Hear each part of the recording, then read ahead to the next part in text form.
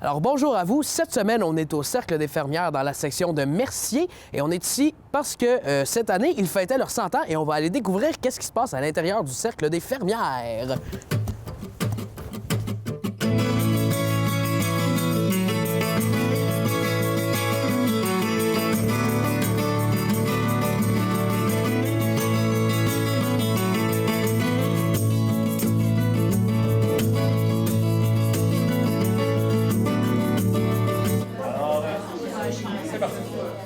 Alors, on est avec Jocelyne Bellavance, on est au Cercle des fermières de Mercier.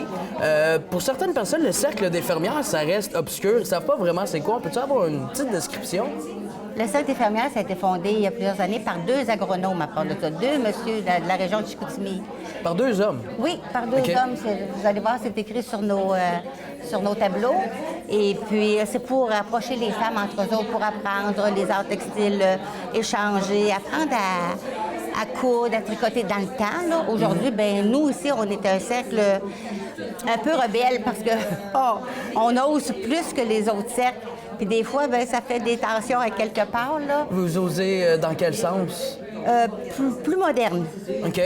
On s'en tient pas juste au tricot, Comme aujourd'hui, il y a une activité particulière, c'est ça qui se termine aujourd'hui? Oui, toutes sortes de tricots, toutes sortes de choses qu'on fait. On a fait, comme vous voyez sur la table, là, il y a du faux vitrail qu'on a fait, il y a du bouti qu'on a fait. Puis ça, c'est pas traditionnel au Cercle des fermières, c'est ça que je comprends? Oui, c'est des traditions qu'on va chercher un peu partout. OK. Puis qu'on ramène ici, puis qu'on fait comme le faux vitrail, les petits cadres qu'il y a là, en 3 dimensions. Oui, je vois ça. Puis on y va aussi dans des couleurs beaucoup plus éclatantes.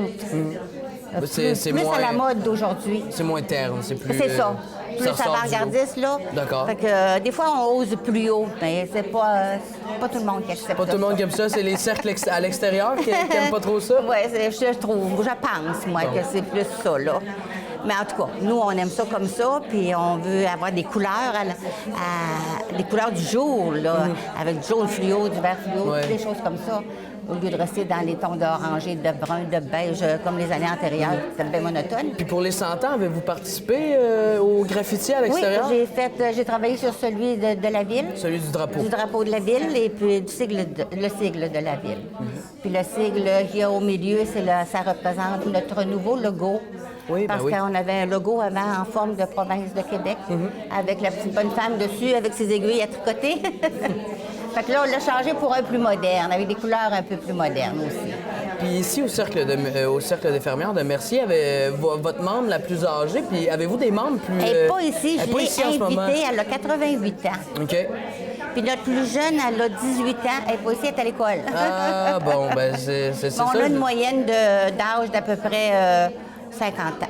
Ah, bon, ben au moins, il y en a une qui a fait descendre à 18 Oui, ans. c'est ça. On a rentré beaucoup de jeunes aussi. Là. Bon. Qu'est-ce qui s'est passé ici dimanche dernier? Il y a eu une activité. Oui, c'était notre exposition locale qu'on fait tous les ans. Et puis, on avait demandé aux membres d'apporter des choses antiques. On en avait 2 tables de choses antiques, beaucoup plus vieux que moi, là, parce que je les connaissais pas. Moi, j'ai jamais vu ces choses-là. À 71 ans, j'ai jamais vu ça. Et puis, il y avait une madame, par exemple, qui était au courant de tous les articles puis elle expliquait aux gens. On a fêté aussi le 100e anniversaire des fermières du Québec en invitant les fermières depuis la fondation ici. Avez-vous reçu beaucoup de personnes?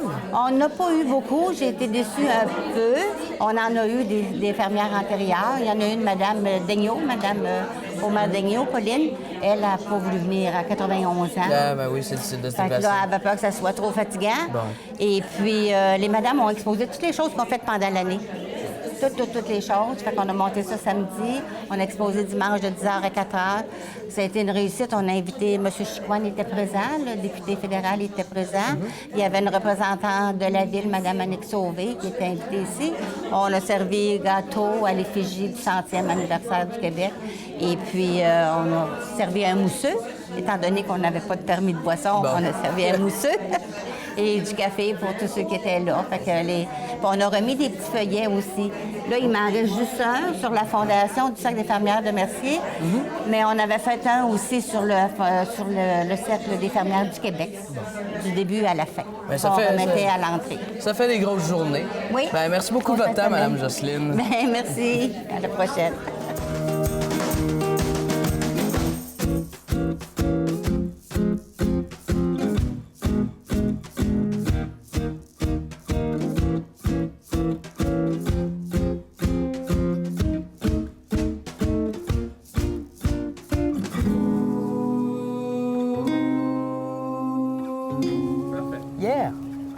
Quand t'es prêt, on commence.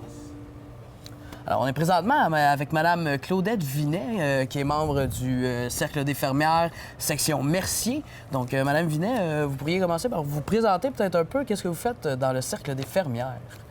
Je suis une personne retraitée de l'enseignement. Puis, je suis rentrée dans le cycle des fermières parce que j'aime beaucoup faire des activités de bricolage, puis améliorer mes connaissances. Puis, moi, j'étais professeure en économie familiale. Alors, déjà, j'avais beaucoup de connaissances. On m'a demandé de m'occuper de la section tricot. Et puis, au cours de l'année, le projet des graffitis est arrivé. Puis, ils m'ont mis responsable. Alors, j'ai monté mon équipe.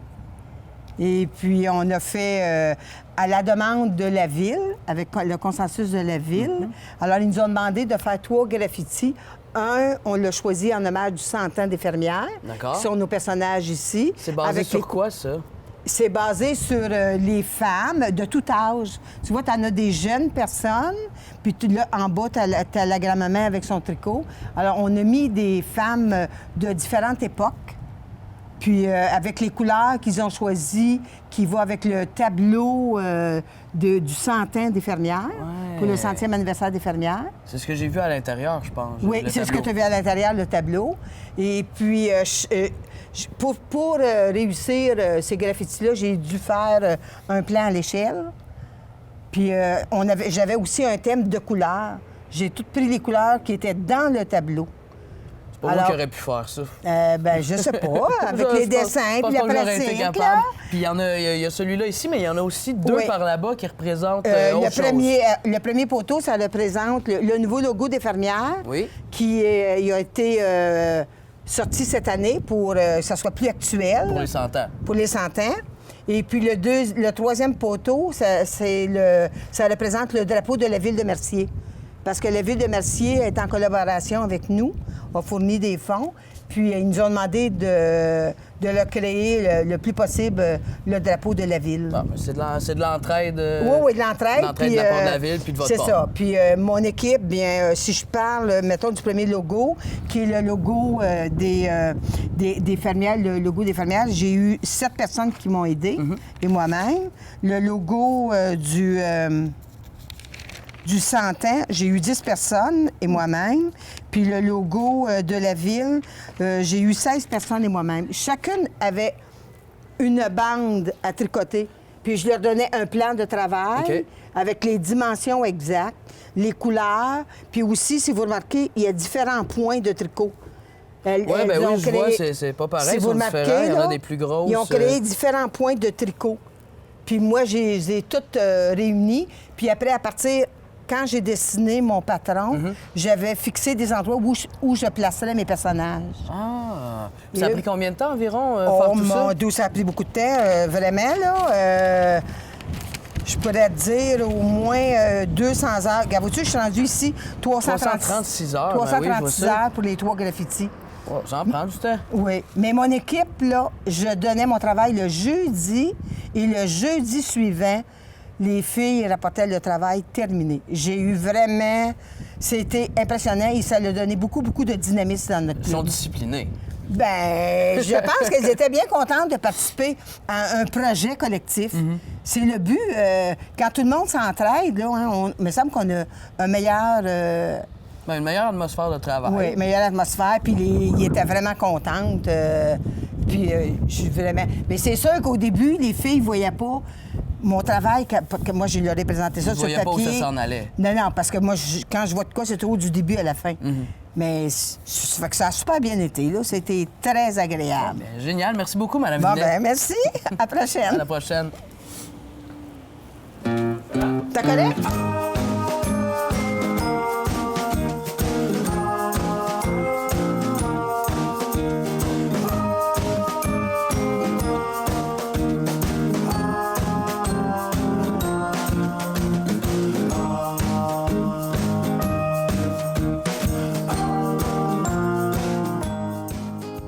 Alors, on est maintenant avec Mme Françoise Malichek, qui est la vice-présidente de la Fédération 12. C'est exact? Oui, c'est ça. Je me suis pas trompé, c'est bien.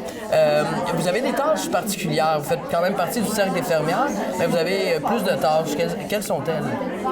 Bien, je fais partie du Cercle de fermières du Mercier, mais en tant que membre maintenant, j'ai été dans le CAL avant l'année dernière et maintenant je suis à la fédération depuis maintenant 3 ans. Et mes tâches, c'est d'aider les cercles de notre fédération. Nous avons un total de 24 cercles dans notre région. Et nos tâches se résument surtout, on fait des congrès, donc on a des journées d'information également. On en a une à l'automne, une au printemps. Et puis après, on a notre congrès régional qui d'ailleurs avait lieu hier. Et à ce congrès, on fait un concours. Les CFQ au niveau provincial font un concours intercercle. Et dans ce concours, ce sont des pièces qui sont réalisées, qui sont d'abord évaluées au niveau régional par la Fédération 12. Et ensuite, les pièces gagnantes, les 3 premiers prix partent au congrès provincial qui a lieu en juillet tous les ans. Et cette année, c'est un peu particulier parce que ce sont les 100 ans des cercles de fermières. Mais on parle de pièces, quel genre de pièces? On parle de tricot, on parle de... Alors, il y a de la couture, il y a une section couture, une section... Plusieurs sections. Voilà, il y a plusieurs sections. Une section couture, une section tissage. Il y a également, cette année, il y a eu du tricot à la fourche, c'est une technique particulière. Okay. Il y a eu un concours jeunesse pour les enfants, donc ils devaient réaliser cette année, je parle de cette année, mais ça change chaque année, ils devaient réaliser un sac d'Halloween. Un sac d'Halloween. Un sac d'Halloween. Oui, avec des décorations d'Halloween. Je crois qu'on en a. Oui, je crois qu'il y en a un là-bas avec une citrouille. Donc ça, c'est réalisé par les enfants. Ça peut être des enfants de l'école. Les cercles font aussi des journées. On fait des journées au cercle où on invite les enfants à venir les faire. Et ça part après au provincial au mois de juillet. Et là, il y a un tirage au sort qui est fait pour récompenser les participants. C'est une bien bonne chose. Depuis que ça a été créé, le Cercle des fermières, est-ce que la mission a changé au cours des années? Mais quelle est-elle d'abord, la mission du Cercle des fermières? Alors, la mission du Cercle des fermières, c'est à 50% du bénévolat pour aider des organismes. La mission, c'est particulièrement d'aider les femmes et les familles également. La mission a évolué évidemment avec le temps parce qu'on n'a plus les mêmes besoins maintenant qu'autrefois. Non, en effet. Dans les missions d'aide, il y a également des recommandations qui sont faites auprès des gouvernements. Donc ces recommandations, c'est toujours pour aider la femme et la famille en principe. Et le reste, c'est la transmission du patrimoine culturel et du patrimoine du Canada et québécois en particulier. Mais je vous souhaite une bonne continuité là-dedans. Merci beaucoup, Françoise. Je vous remercie beaucoup. Merci, au revoir.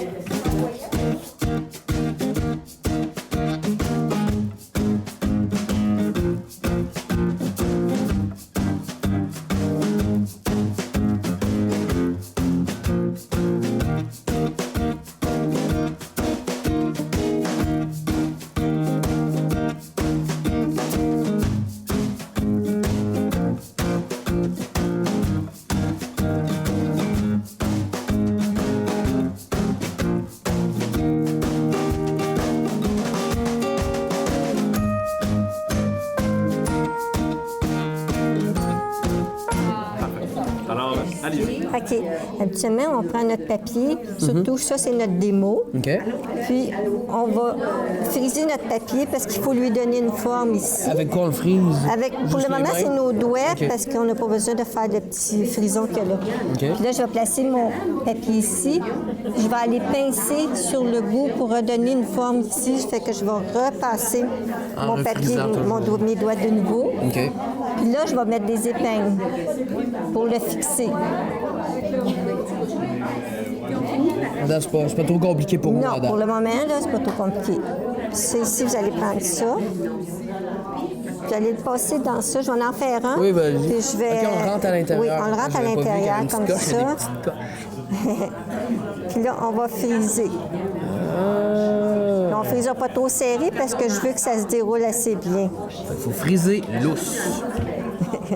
Tu sais, c'est ça que ça va te donner. Ah! Fait que tu vas friser les autres de la même façon, dans le même sens. Jusqu'à au Oui. même point? Tu fais juste le retenir un petit peu, laisse-la aller. Parce que j'ai besoin de différentes Le mien, il est pas aussi beau, là. Mais on n'a pas besoin, des fois, ça n'a pas besoin d'être toujours pareil ou toujours égal. OK? Puis là, on va pouvoir le coller sur celui-là ici. Avec la colle? Oui. On la met où, la colle? On la dépose ici? Oui, j'aime bien la déposer là pour être capable de mettre juste un peu de colle. Je commence à y prendre goût, moi. Est-ce que je peux m'inscrire au cercle des fermières? Il n'y a J'ai pas le de droit? problème.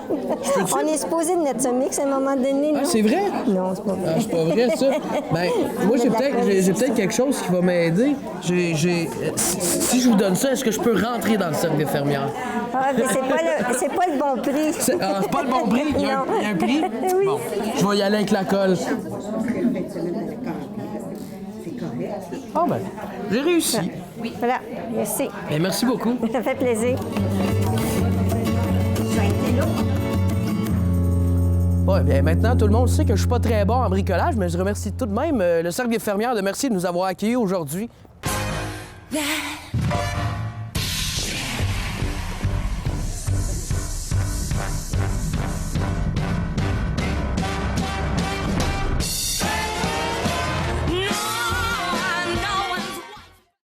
Alors, bonjour à vous. Aujourd'hui, on est à dans la ville de... Je vais recommencer. Comment ça?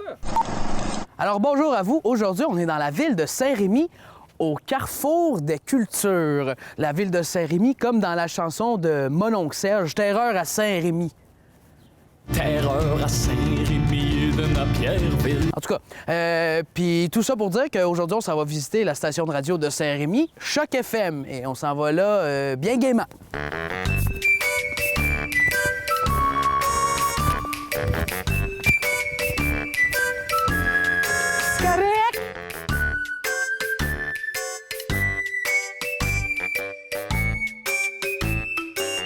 Alors, présentement, avec M. Benoît Tardif, qui est président du conseil d'administration chez Choc FM.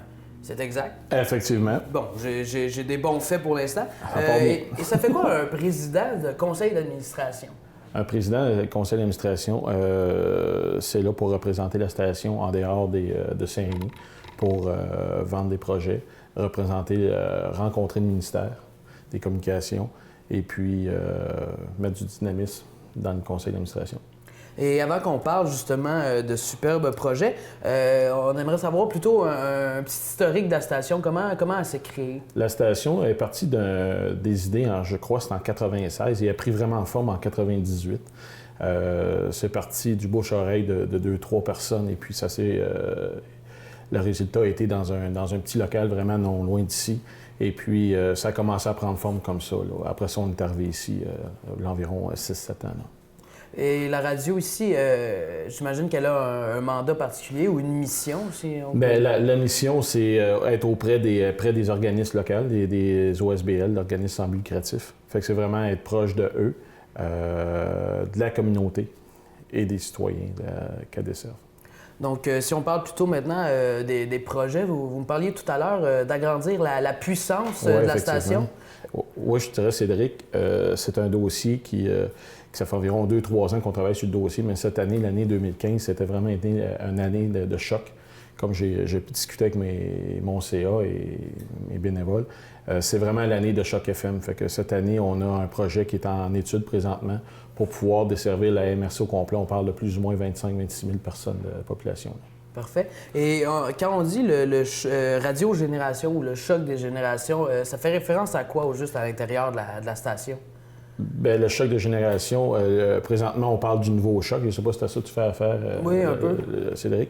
Le nouveau Choc FM, c'est justement pour 2015. On a remodelé au complet la programmation.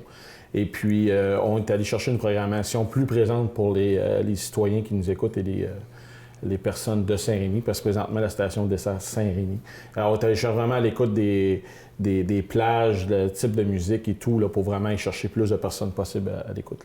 Et est-ce que vous trouvez ça difficile de rivaliser avec les grosses radios? Là? Je les nommerai pas parce que non, pas vraiment. Non. Bien, il y a des temps oui et des temps non. Les grosses stations, les grosses chaînes de Montréal, peu importe, eux, les citoyens qui sont de Saint-Rémy n'entendront jamais parler de leur projet à Saint-Rémy. C'est vraiment des projets de Montréal et tout. Tandis que si Choc FM a le mandat de développer et parler vraiment de la réalité des personnes de la région, ce que les grandes stations ne font pas. Fait que c'est là qu'on devient plus proche des citoyens, des personnes qui nous écoutent. Puis au niveau de la programmation, comment ça fonctionne ici? Qui met en onde ou qui choisit la musique qui va passer? On a notre programmeur, M. Samuel, qui travaille permanent temps plein à la station. Et puis, on a un directeur général à temps partiel. Et lui travaille en collaboration avec Samuel pour aller chercher plus les gens avec le type de musique qu'ils écoutent et quoi que ce soit. Ça dépend, comme je parlais plus tôt, là, les heures, les plages horaires. Bon, génial. Merci beaucoup, M. Tardif. Hey, ça m'a fait plaisir. On va vous laisser partir. Merci, maintenant. Cédric. Merci à toute l'équipe.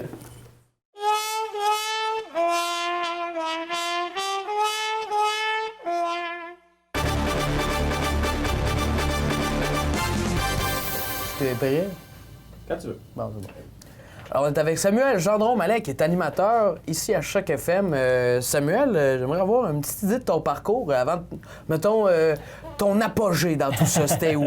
Bien, moi, j'ai étudié à la Cité collégiale dans le coin d'Ottawa. Donc, j'ai un cours vraiment en radio, donc tout ce qui concerne la radio, que ce soit l'animation, le journalisme, mais même aussi au niveau direction. Donc, on s'occupait aussi de gérer une radio virtuelle. Donc, moi, j'ai été en mesure d'apprendre mon métier à partir de ça. Et par la suite, bien, j'étais capable dans le milieu, donc en faisant de la radio, d'apprendre aussi davantage. Avant de venir ici, j'étais dans le coin de Matagami. C'est dans ce coin-là que j'ai commencé. Par la suite, je suis arrivé ici, ça fait à peu près 5 ans déjà. C'est bien populaire, la radio, à Matagami? Bien, c'est sûr que c'est une petite municipalité, hein, donc il n'y a pas grand monde. Donc, à part la radio, c'est l'attraction un peu quand même. Là. Donc, oui, c'est une bonne façon de faire nos preuves surtout en radio, c'est bien de s'exiler quelque peu, donc d'aller dans un endroit où il y a moins de personnes pour être en mesure par la suite de faire des erreurs, mais d'apprendre de ces erreurs-là également. Là. Puis ça fait combien de temps que tu es rendu à Choc FM? Ça fait 5 ans environ, oui. OK. Puis suite à ça, qu'est-ce que t'aimes plus? As-tu un bon contact ici avec ton public? Tu sens-tu une réponse des gens de Saint-Rémy? Oui, bien, et c'est sûr qu'on a toujours, dans peu importe la station de radio, il y a toujours quelqu'un, des gens qui nous écoutent plus que d'autres, qui suivent nos moindres faits et gestes, si je peux dire ça comme ça. Donc, c'est le fun, c'est l'espèce de proximité, compte tenu qu'on est un petit public, une petite ville également. Donc, les gens sont peut-être un peu plus proches, peut-être, que dans les grandes stations. Là. Mais c'est ce qui est intéressant, oui, quand on parle aux gens ou lorsqu'on dit quelque chose, on sait qu'il y a des gens qui nous écoutent. Puis, tu sens-tu qu'il y a un écart d'âge? Tu sens-tu qu'il y en a des plus jeunes comme qu'il y en a des plus vieux? Oui, bien, c'est sûr qu'en étant aussi une radio implantée dans un petit milieu, c'est difficile de viser simplement un type de personne. Donc oui, des fois, ça peut arriver qu'il y ait cette espèce de changement ou d'écart d'âge, là, mais on essaie, à l'intérieur même des animations, quand même, d'essayer de plaire au plus de gens possible. Puis tu préconises quoi dans tes choix musicaux? As-tu une vibe particulière ou un thème à ton émission? Bien, au niveau de la musique, bien, c'est déjà prédéterminé. Moi, et en collaboration avec le directeur général de la station, on est arrivé avec un plan au niveau musical, donc ce que les gens voulaient. Ce qu'on a, nous, ici à la station, c'est des chansons des décennies 70 jusqu'en 2010. Okay. Donc, on fait vraiment le tour. Le gros de notre musique est 80-90, donc les grands succès souvenirs de ces années-là. Et là-dedans, on inclut également des chansons un peu plus connues, les chansons des années 2000, pour essayer de plaire à d'autres types de personnes également, puis avoir un peu plus de chansons, de types de chansons également. Donc, c'est ce qu'on préconise présentement. Avec ça, t'as pas l'impression que vous délaissez les années 20? C'était des bonnes années pour la musique. Oui, c'est plus d'aller les rechercher qui sont un peu plus difficiles. Oui, c'est ça. Sinon, là, je viens de bugger parce que j'ai passé quelques questions. J'essaie de passer à une autre question. Ah non, mais est-ce que... on parlait hors d'onde que, dans le fond, tu es un des rares qui est à temps plein ici. Ah, ouais, comment fonctionne justement le staff, si je pourrais dire?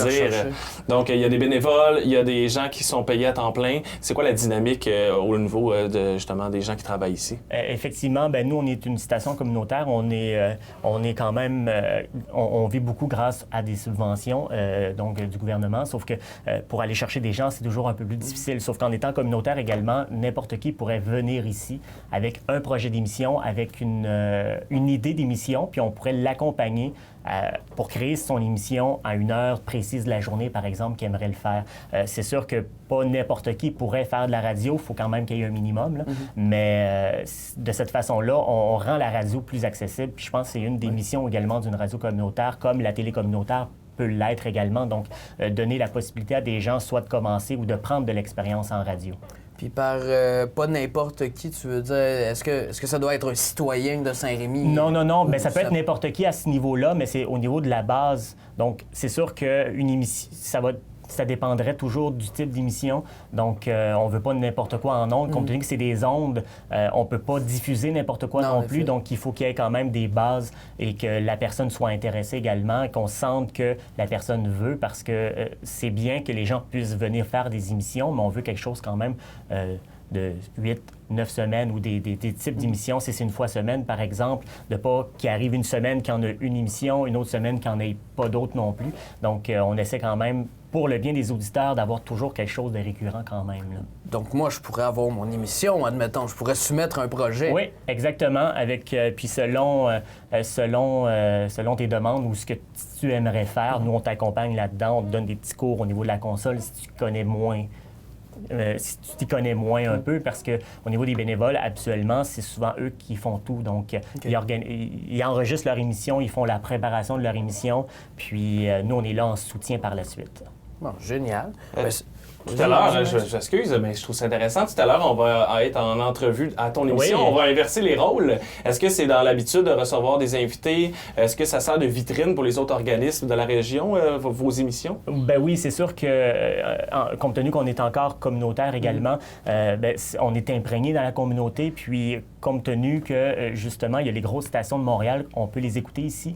Notre but premier, c'est justement de faire entendre ce qui se passe dans la région. Donc, tout ce qui est organisme communautaire, on a souvent les gens, donc les activités qui se passent, les événements qui se passent. On est en mesure de leur donner une vitrine, donc de leur donner une certaine publicité, une promotion pour cet événement-là. C'est la même chose également. On tente de faire connaître certaines affaires, soit au niveau chronique, donc soit avec les responsables de la région, que ce soit le C3S, les pharmaciens de la région notamment, ou encore simplement d'événements. Ben, on est là justement, on essaie d'être un des premiers répondants, un peu comme les journaux. Souvent, les journaux régionaux souvent sont axés vraiment pour ce qu'il y a dans la région. Ben, nous, on est la même chose, mais au niveau radio. Ah, c'est génial. On a environ les mêmes buts, d'après moi. Oui, la télé, c'est le même concept, j'imagine. Ouais. Bon, ben merci beaucoup, Samuel. Ça fait plaisir. J'ai hâte d'aller parler dans ton émission. Excellent. Merci beaucoup. Super, un gros merci. Yeah, ben merci à toi. C'est pas fini. Je vais prendre quelques images, si possible. Oui.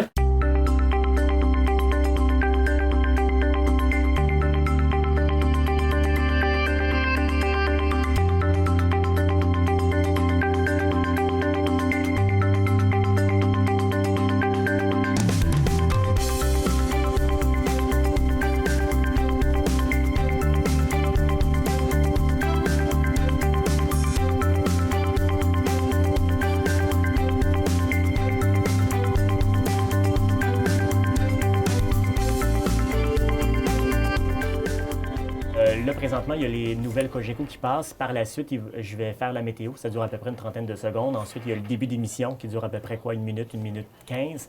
Il va y avoir une chanson. Ensuite, ça va être à nous. Donc, si jamais je fais pas de... Si je parle pas plus, on devrait être en ondes à 12h11 et 13 secondes exactement. Et 13 secondes, c'est la précision, ça. Est-ce que les segments, en général, dans l'émission, se tiennent toujours dans ces eaux-là? Là? On parle de 3, 4, 5 minutes? Oui, bien, ça dépend toujours du type d'entrevue. Dans le cadre de l'émission du midi, on fait beaucoup d'entrevues. C'est le moment, justement, de la journée où on peut rencontrer les gens, faire des entrevues. Puis, ça peut varier entre 6 et 8 minutes. Okay. Au niveau des entrevues, là, c'est ce qu'on vise habituellement à des moments précis. Là, habituellement, c'est vers les midi 18 et il y en a une autre vers les midi 35 et une autre vers les midi 50. Mais comme vous êtes ici, on a fait quelque chose de spécial, puis on en parle en tout début d'émission. On a un peu moins de temps en raison de ça, là, mais on va être en mesure de vous placer. Parfait. Et ce qui est le fun avec la radio, c'est que, puis surtout, c'est ça qu'on essaie de garder quand même le nombre de minutes exact le plus possible, mais si on dépasse un peu, il y a toujours possibilité d'enlever des chansons, compte tenu qu'on comble le temps avec nos chansons. On est en mesure après ça de jouer avec ça, là, soit qu'on en met une de plus, une de moins, donc... un log, c'est vivant, comme on le dit en radio, donc on est capable de jouer avec ça, là, tout dépendant de ce qui se passe dans les entrevues ou les animations. Est-ce que c'est régi par le CRTC au niveau des quotas musicaux? Oui. Bon, au niveau musical, oui. Par exemple, au niveau francophone, ben, 65 francophones et 35 anglophones entre 10 h le matin et 9 h le soir. Par la suite, tu peux faire jouer ce que tu veux, mais il y a également, en tant que radio communautaire, c'est un peu la même chose pour les radios universitaires, par exemple. Ils doivent jouer un autre pourcentage d'autres types de musique. Oui. Nous, notamment, on joue un peu d'espagnol en fin de journée. On joue également du country le dimanche, ce qui rentre dans notre pourcentage qu'on doit faire pour le CRTC. OK. Ça va être à moi. Ça.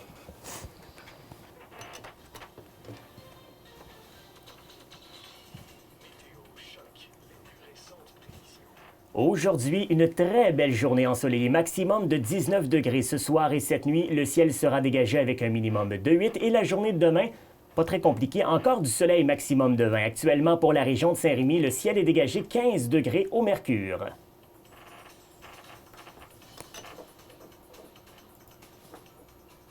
Jusqu'à 13h, soyez dans les jardins de Natierville. Voici Samuel Gendron-Mallet. Midi 5, bon dîner, bienvenue à cette édition du jeudi 14 mai 2015.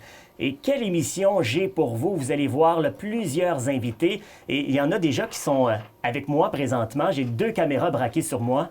Vous vous demandez pourquoi? Bien, je vous explique tout ça tout à l'heure. Outre ça, eh bien, j'aurai la chronique vin. Yves Mailloux sera là. On parlera des arômes dans le vin aujourd'hui.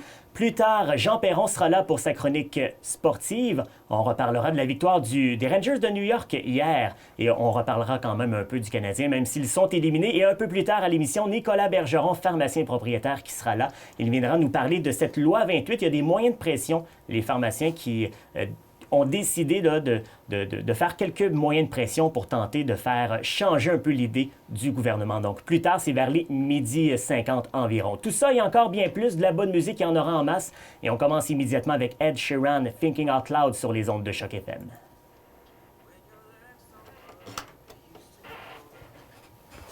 « 4 minutes 30, c'est à nous. » Ça, c'est toi du préenregistré? Oui, ces chroniques-là, oui. Parce que des fois, ça arrive que les chroniqueurs et les invités ne peuvent pas se présenter en direct parce qu'au niveau de disponibilité, c'est pas toujours le cas. Donc, ce qui est le fun en radio, c'est qu'on peut le faire, on peut préenregistrer quelque chose, mais faire comme si c'était en direct.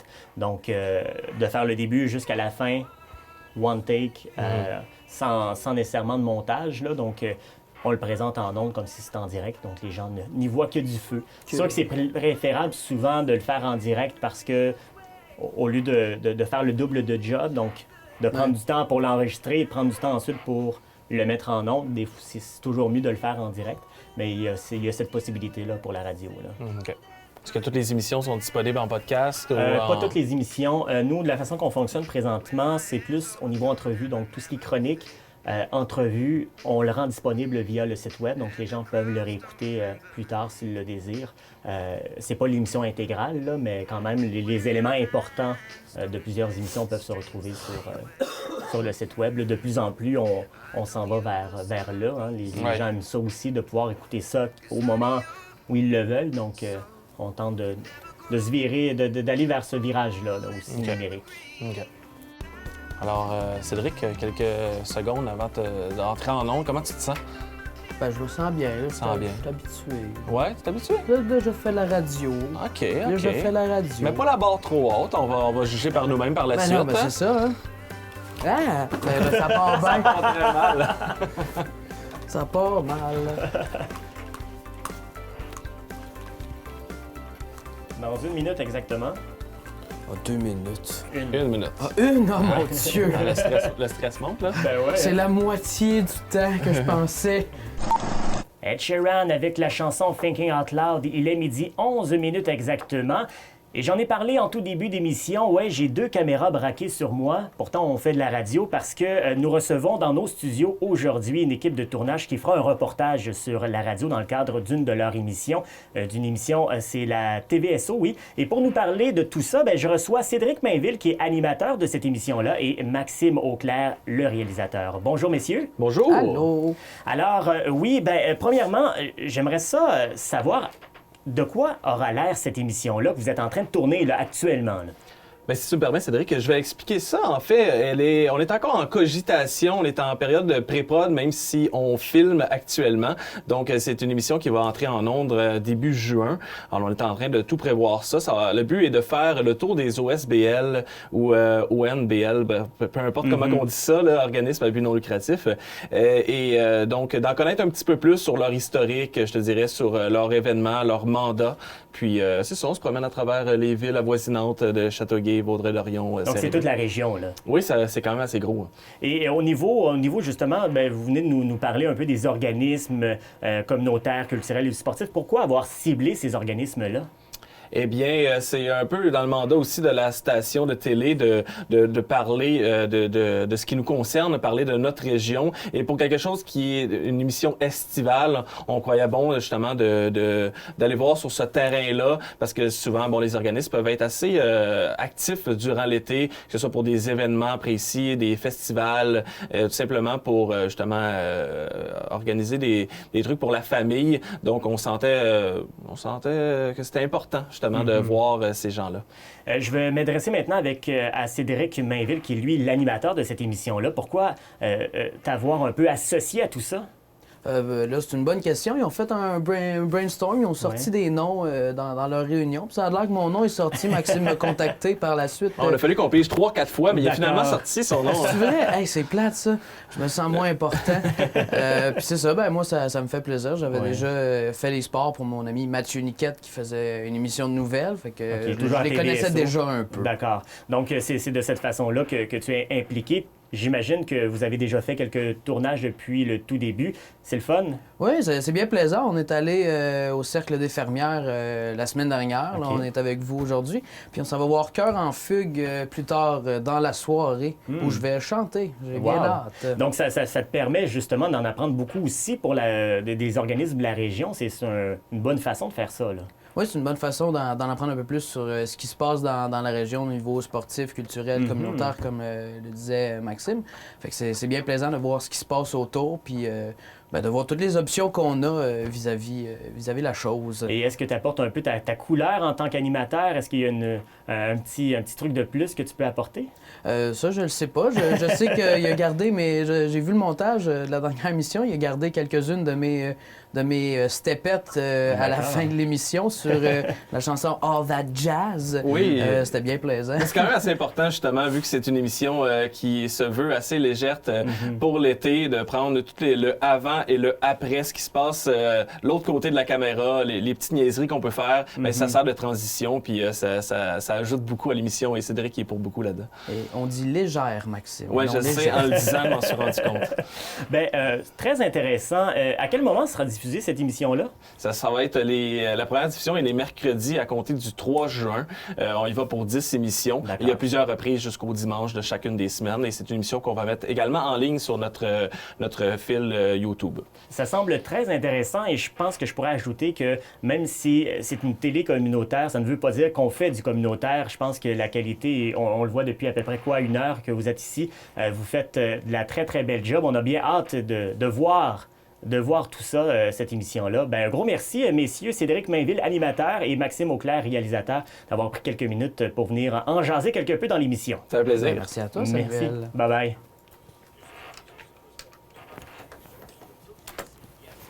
Tout était bon? Yes, super, ça. Cool. Un gros merci, messieurs. Ça fait plaisir. Merci à toi.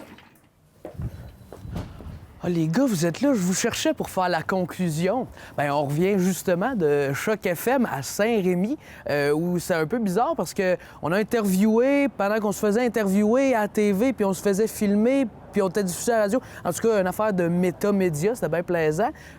Puis sinon, en général, c'est une expérience très plaisante de passer à la radio puis de voir qu'est-ce qu'ils font dans la région de Saint-Rémy pour faire connaître les projets et tout ça.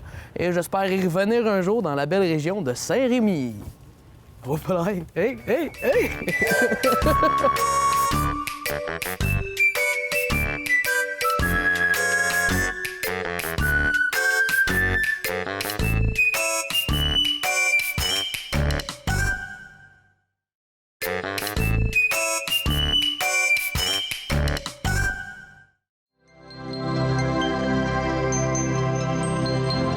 Ah, vous êtes là. Aujourd'hui, on est à la bibliothèque Guy Godin pour l'exposition du club photo de Vaudreuil-Dorion. Fait qu'on va aller voir quelques petites photos. En fait, il y en a un peu partout. Bien, je vais me diriger vers la table où il est censé avoir quelqu'un qui m'attend pour que je fasse une entrevue. OK.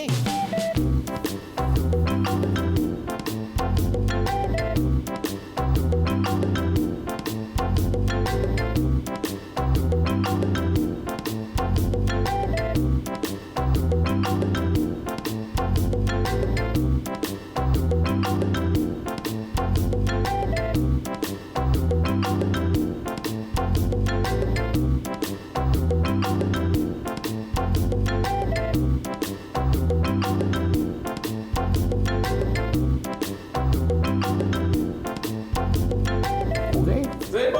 Alors, on est avec Danick Denis, qui est président du comité du club photo de Vaudreuil-Dorion. C'est exact, je me trompe pas? Exactement. Ça part bien. Donc, qu'est-ce que ça prend pour devenir président d'un comité de club photo? Est-ce qu'il y a un comité de sélection par rapport à la plus belle photo qui a été prise, puis là, tu as été élu président? Pas nécessairement. Pour être président du comité du club photo Vaudreuil-Dorion, ce que ça prend, c'est probablement de vouloir s'impliquer, c'est de vouloir avoir à cœur les membres, c'est de vouloir avoir à cœur la photographie et puis donc d'organiser des activités, d'organiser des conférences.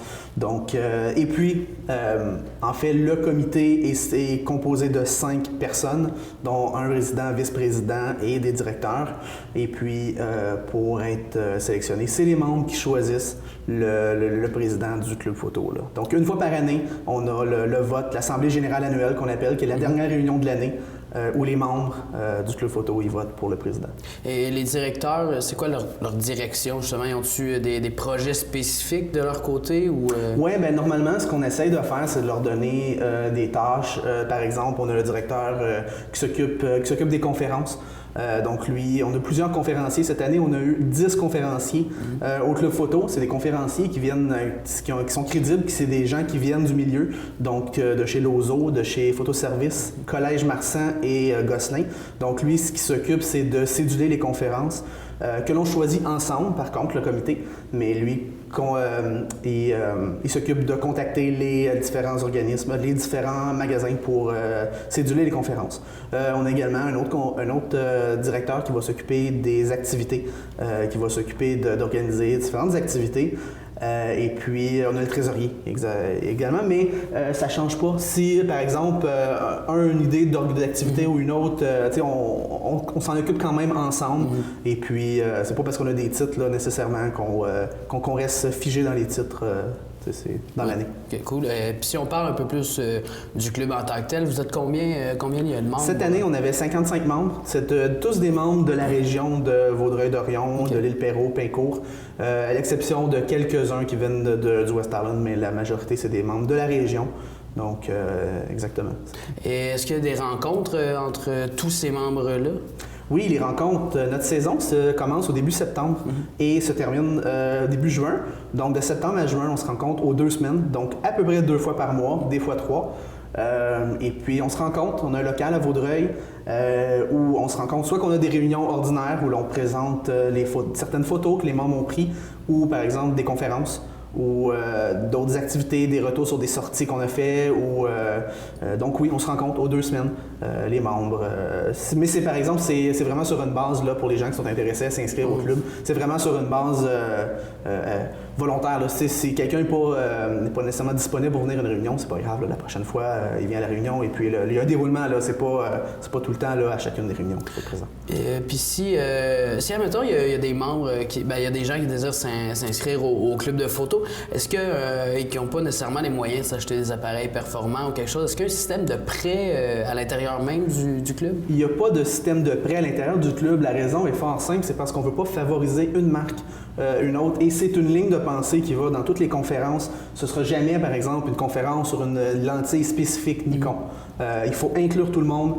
Donc, par contre, il y a des gens dans le club qui ont des appareils, des petits compacts qui valent à peu près 100 $. Honnêtement, Il n'y a aucun appareil que ça prend. Tu peux avoir autant un équipement qui vaut 5 000 puis être dans le club, ça ne change rien. L'important, c'est d'avoir la passion de la photographie, de vouloir apprendre à faire de la photographie et puis d'être là pour s'amuser. C'est l'objectif principal du club. On ne met pas des gens de côté, vraiment pas, là, parce qu'ils n'ont pas la bonne marque. C'est sûr qu'il y a toujours les petites blagues à l'interne, mais ça reste de l'humour puis ça reste tout simplement là, des blagues de compagnie. Mais, ça reste ludique. Effectivement. Sinon, on parle de s'amuser. J'imagine qu'il y a eu beaucoup d'amusement derrière toute cette exposition-là. Comment ça fonctionne, organiser une exposition de photos comme celle-ci? Organiser une exposition de photos, l'objectif, c'est de montrer, c'est que les gens impriment une photo. Maintenant, aujourd'hui, avec le numérique, les gens n'ont pas tendance à imprimer leurs photos. Ils vont les laisser à l'ordinateur et puis ça s'arrête là. Nous, on croit qu'il y a une vie derrière une photo à l'ordinateur et puis d'inciter les gens à imprimer une photo qu'ils aiment, c'est vraiment l'objectif de l'exposition. Et puis, c'est ça, donc, comme vous pouvez voir ici, là, il y a plusieurs membres, c'est des membres différents. Plus qu'un membre, dans le fond, nous, c'est notre objectif, que les gens prennent une photo qu'ils ont à cœur, qu'ils aiment, et puis qu'ils aient la chance de l'exposer. Ici, l'exposition à la bibliothèque Guy Godin se termine le 20 juin, mais il a commencé à la maison Félix Leclerc à Vaudreuil pendant un vendredi soir où il y a eu le vernissage et puis le samedi. Donc c'est ça, on a un maximum de 2 photos par membre. Okay. On a 45 photos en tout. Puis ça fonctionne comment? Est-ce qu'il y a un processus de sélection? Comment ça fonctionne? Est-ce que les gens mettent des candidatures? C'est sûr qu'ils sont acceptés? Ou Oui, c'est certain qu'ils sont acceptés. Nous, on fait un premier tour. Nous, on savait qu'on voulait avoir à peu près une photo par membre. Donc, on avait mis une cinquantaine de places. Quand on a cherché pour des endroits pour exposer, on savait qu'on avait besoin d'une cinquantaine de places. Et puis, on a fait un premier tour. Et puis, le monde idéal aurait été que les 50 places se prennent avec 50 photos de différents membres. Ensuite, quand j'ai mis une date limite, on a procédé au deuxième tour. Et puis, voilà, c'est ça. C'est ce qui fait qu'on a 2 photos maximum par membre. Non, c'est sur une base volontaire. C'est sur une base volontaire. On encourage fortement les membres à le faire, par exemple. C'est un exercice qui est vraiment intéressant. Et puis, ça permet en même temps, on met des prix. Certains membres qui ont vendu des photos, qui n'auraient jamais pensé en vendre. Donc, c'est vraiment le fun. C'est un élément motivateur pour eux. Puis ça permet aussi aux autres gens de voir ce que les gens de la région font. Donc c'est une belle exposition, c'est une belle vitrine pour le photo également. Donc toi-même aussi, tu es photographe, j'ose croire? Oui, effectivement. Est-ce que tu as un sujet de photographie favori, mettons? Moi, j'aime la photographie d'humain. La photographie, personnellement, j'aime moins les paysages. J'ai besoin d'une photo où est-ce que je vais sentir une émotion, je vais sentir la photo qui va m'interpeller. Moi, c'est quand je regarde une photo, c'est vraiment là, je dirais que du photojournalisme, j'aime ça. Également de la photo sportive. Qui a quand même un défi technique un peu plus relevé. Et puis également, ce que j'aime aussi, je suis quelqu'un qui est un petit peu plus technique, donc de faire de la photo qu'on appelle du high-speed photography ou des choses un peu plus techniques. C'est vraiment là, des choses, par exemple, la bouteille au fond qui est ma photo. Exactement. Donc voilà, c'est des photos qui sont un peu plus techniques, donc qui amènent un élément là, autre que créatif. C'est des choses que j'aime, qui m'interpellent.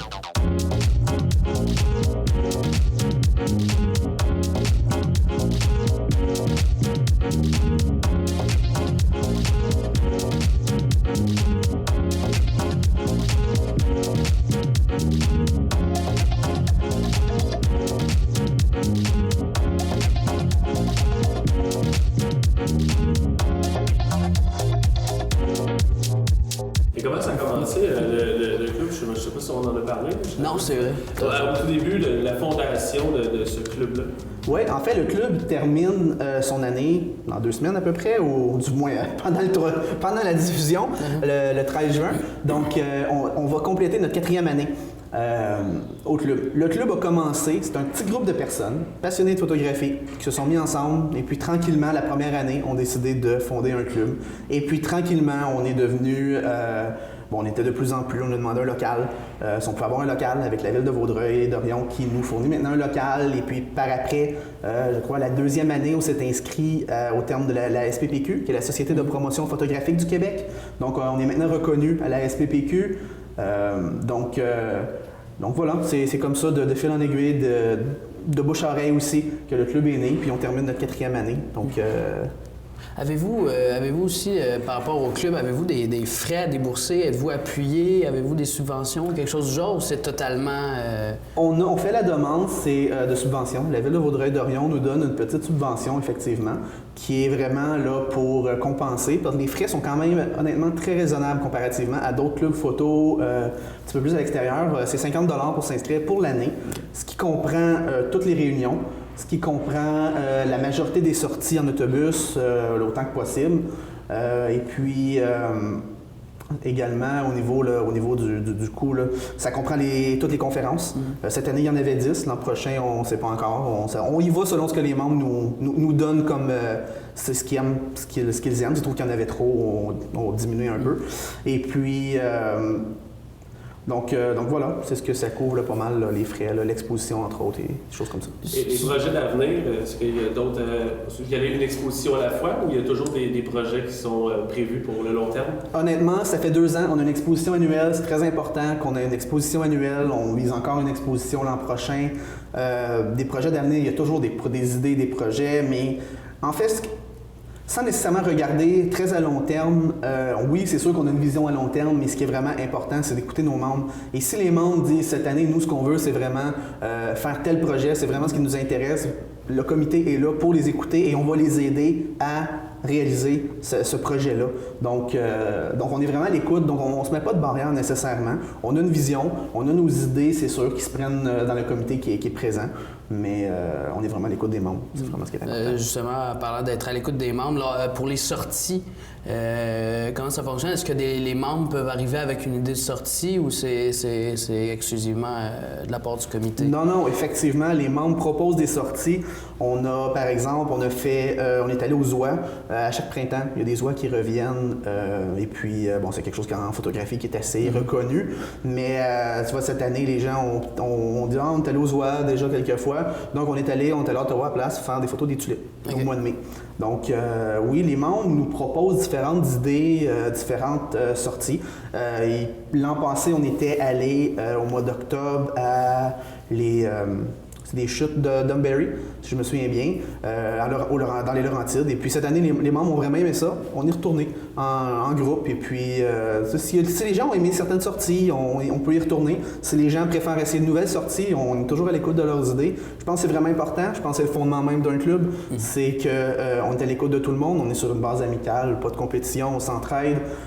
Donc, c'est vraiment la ligne de pensée ici. Puis comment on fait si jamais on désire s'inscrire à ce club-là? Si vous voulez vous inscrire, vous pouvez regarder toujours sur le site web du Club Photo, c'est le www.clubphotovaudreuil-dorion.com. Également dans la brochure loisirs et de Vaudreuil-Dorion, et il y a toujours les coordonnées qui sont là. Normalement, il y a toujours une soirée à la fin août à Vaudreuil-Dorion, c'est au centre multisport, où est-ce qu'il y a des tables, il y a des gens qui peuvent s'inscrire dans les différents organismes. C'est là que commencent nos inscriptions. Par la suite, sur notre site web, c'est inscrit les premières réunions, on a l'adresse. Les gens peuvent venir aux réunions et puis s'inscrire sur place. Il y a aussi un formulaire en ligne qui est également la même chose si les gens veulent s'inscrire là. Mais vous pouvez toujours envoyer un courriel s'il y a des questions par rapport au club là, au secrétaire cpvd@gmail.com. Et si vous me permettez une autre question, si on s'adresse un peu plus au photographe que tu es et non seulement le membre du comité, oui. C'est où la passion est entrée dans ta vie? À quel moment? Comment ça s'est développé? Je dirais que j'ai toujours aimé prendre des photos. J'ai toujours eu un appareil photo avec moi. Et puis même là, les premiers numériques, là, je me souviens d'un 3 mégapixels, vraiment là, qu'aujourd'hui, c'est la qualité cellulaire là, à peu près. Et puis quand j'étais à l'université, j'étudiais dans un domaine un peu plus technique et puis je me suis vraiment intéressé au côté technique de la photographie et le côté aussi un peu technique, mais artistique également avec Photoshop et le post-traitement et tout ça. Je trouve que c'est vraiment ce qui amène... c'est vraiment ce qui est le plaisir de la photo. C'est que tu as l'élément sur la scène, devant le paysage, à l'endroit. On prend la photo, par après, ce qui se passe à la maison devant l'ordinateur, c'est comme l'esprit artistique. Puis je pense que c'est une suite là-dedans. Donc c'est vraiment là, à l'université qui m'a donné là, la passion de continuer à faire de la photo. T'étudies en quoi? J'ai étudié en génie électrique. OK. Est-ce qu'il y a des prérequis pour s'inscrire justement au club? Est-ce que, mettons, il faut être résident de Vaudreuil-Dorion, Pincourt et les alentours, ou on peut venir de plus loin? Il n'y a pas de prérequis, honnêtement. Zéro? Aucun, débutant, zéro, avancé, intermédiaire. N'importe qui, c'est... le prérequis, c'est d'aimer faire de la photo, mais peu importe le type d'appareil que vous avez. Même on a des membres qui viennent, qui n'ont pas d'appareil, ils veulent venir au club voir qu'est-ce que les gens peuvent me conseiller dans l'achat d'un appareil. Nous, on n'est pas un magasin, on ne favorise pas une marque versus une autre. Nous, ce qu'on fait, c'est qu'on va vous expliquer les pour, les contre, et puis si des fois vous voulez essayer tel appareil, bon, il y a souvent un membre qui l'a. Donc, c'est aucun prérequis. Autre que d'aimer la photographie. Là. Donc, en termes d'équipement, en termes de connaissances, le club est ouvert à tout le monde. De la région, de Vaudreuil-Dorion, Pincourt, Île-Perrot, West-Island. La seule prérequis, c'est de comprendre bien le français. Là, c'est un club qui est unilingue francophone. Et donc, tous les conférenciers là, sont francophones. OK. Et c'est comment la division? J'imagine qu'il y a beaucoup d'intermédiaires, beaucoup de débutants, puis il y a sûrement plus des personnes plus expertes dans le domaine de la photo. Effectivement. On en a de tous les niveaux. C'est pour ça que les premières conférences dans l'année, on essaye toujours de prendre une conférence qui ramène les éléments de base d'une photo. Par exemple, la composition de la photo. Et puis, pour justement intégrer les nouveaux dans le club. Donc, c'est sûr que si vous n'avez jamais fait de photographie ou si vous êtes là pour apprendre la photo, de s'inscrire en septembre, c'est l'idéal. On prend quand même les inscriptions tout au long de l'année, mais de s'inscrire en septembre, c'est l'idéal parce qu'on commence avec une conférence de base pour essayer d'inclure les gens. Et puis, donc, de faire des activités aussi là, pour inclure les gens. C'est vraiment inclusif. C'est un club de niveau social. Donc, c'est de jaser aussi, de discuter entre les membres, puis d'apprendre. D'apprendre, c'est la meilleure façon pour apprendre, je pense. Tu sais, c'est pas un cours comme au collège ou à l'université. Là, on est là pour s'amuser. On est là pour avoir du plaisir ensemble. Eh bien, merci beaucoup, Danick Denis. Ça fait plaisir. Merci bien. Moi, cette semaine, j'ai plus envie de sortir parce que j'ai voyagé en masse. Je suis allé voir du patinage artistique. Je suis allé au Zoo de Granby ou au Parc Safari, un des deux. Je suis même allé à Montréal en lumière. Puis là, je vous laisse. L'exposition continue jusqu'au 20 juin à la bibliothèque Guy Godin à l'Île-Perrot. Donc, moi, je vous laisse. Moi, je m'en vais en France. The